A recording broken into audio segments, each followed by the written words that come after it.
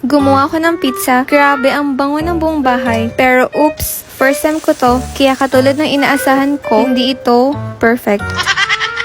Hindi po ako mahilig mag-bake. Nagka-interest lang po kasi ako gawa ng aking cookware. Hindi pa ako nagko-content noon. Nag-try na po ako mag-bake-bake. And proud to say, nag-aaral lang po hanggang ngayon sa YouTube University. Kaya yung mga sinukat-sukat ko niyan, pwede nyo rin i-search sa YouTube, pero flash ko na rin dito sa screen kasi ginagawa kong reference video yung aking mga videos para hindi ko nahanapin yung recipe sa YouTube. Charot. Para sa pizza dough, unahin mo na itong water, yeast, salt, sugar. Hayaan mo na for 5 to 7 minutes basta mag-foamy na or magbula-bula yung mixture bago ilagay itong ibang mga ingredients at itong 2 cups ng flour. Sakto olive oil yung ginagamit namin dito sa bahay kasi mas healthy.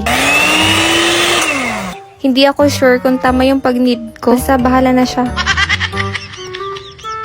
And dyan ko na pala siya idiniretso na i-form sa aking electric na kawali. Siguro next time pwedeng gumamit ng parchment paper or pwede na siguro mag-spray muna dyan ng oil. Pati dun sa mga pinakagilid-gilid kasi after maluto, ito yung isa sa naging problem ko. Dumikit siya sa gilid, mahirap siyang tanggalin. And kung tungkol naman sa mga ingredients na ginamit ko, naku, ayusin naman ang lasa, mukhang mamahalin, charot. Dyan ko na rin pinaghalo yung dalawang yan para iwas maraming hugasin. Tsaka hindi ko naubos yung dalawang sachet na yan. And buti, meron akong magandang panggayat. Sa mga hindi nakakaalam, kamag-anak din pala yun ng aking mga ginagamit na cookware. Dinesign siya para mapadali ang mga buhay ninyo. Charot. Char lang po. Mozzarella cheese. Cone number 2 muna yung ginamit ko. Gagawa naman tayo ng onion rings gamit ang cone number 5. Oh, diba? Bilog-bilog.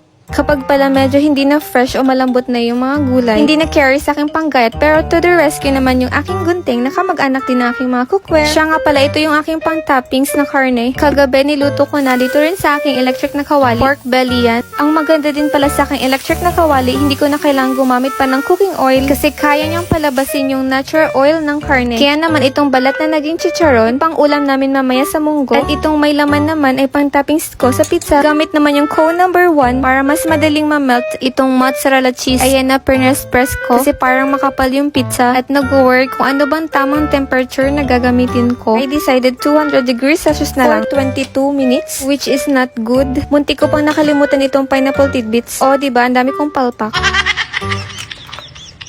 And ito na nga, yung pinakahihintay ko sa lahat nakapalpakan. Ayan, nahirapan ako magtanggal kasi dumikit. Kaya next na mag-spray pala dapat ng oil or gumamit ng parchment paper. At babaan dapat yung temperature or yung minutes sa pagluluto. Sa mga katulad ko na may ganitong cookware at expert na sa paggawa ng pizza, lalo na kung kayo po mismo yung gumawa ng pizza dough, paki-comment naman po yung tamang temperature at minutes para hindi na siya masunog ng ganito. Ito talaga yung inaabangan ko kanina pa eh. Kapag inangat yung pizza ay dapat nag-stretch yung mozzarella cheese. Pero in fairness, yung lasa na gustuhan ko talaga. Kailangan ko pang malaman yung tamang technique ng pagluluto. Sana po may makatulong. Thanks for watching!